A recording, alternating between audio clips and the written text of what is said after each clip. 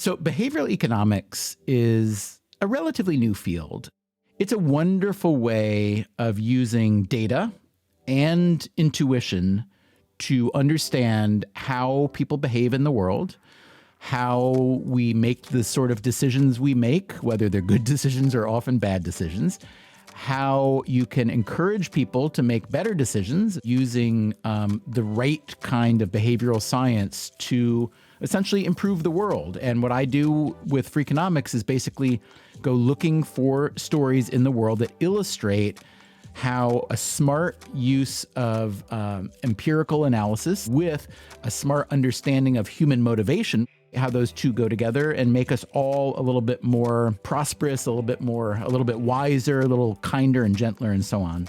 So if you want to think about using science, whether it's behavioral science or cognitive science or whatever, to guide people into better behavior, it's a great idea, but it needs to be done with care. If you're trying to do this, if you're trying to come up with ways to move society in a direction that you think is the good direction, there are a number of things to think about. Number one, don't preach. The population that you're trying to reach will often, like I said, experience reactance and not want to go along with what you're doing. Second of all, use evidence-based research. Since let's say you're a government and let's say you want people to eat healthier. The problem is if you just tell people that the thing that they like to do, they shouldn't be doing anymore, that almost never works.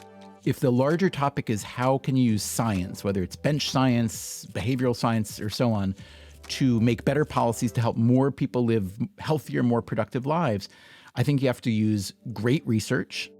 You have to have a lot of humility about how much you know and how much you don't know. You have to be very transparent.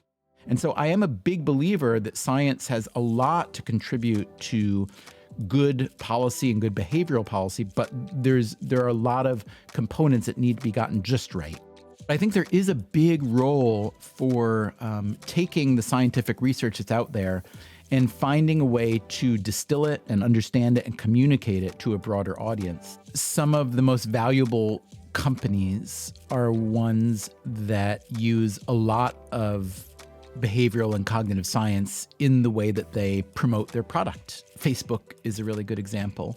It's probably not a great allocation of a society's resources when many of its best and brightest and most highly educated, most brilliant people who are computer scientists and psychologists and sociologists and economists go to work for a company or for an environment where the chief goal of that firm is to get people to use their product a little bit more, to stay on it a little bit longer so that they can be served a few more ads and make some more money.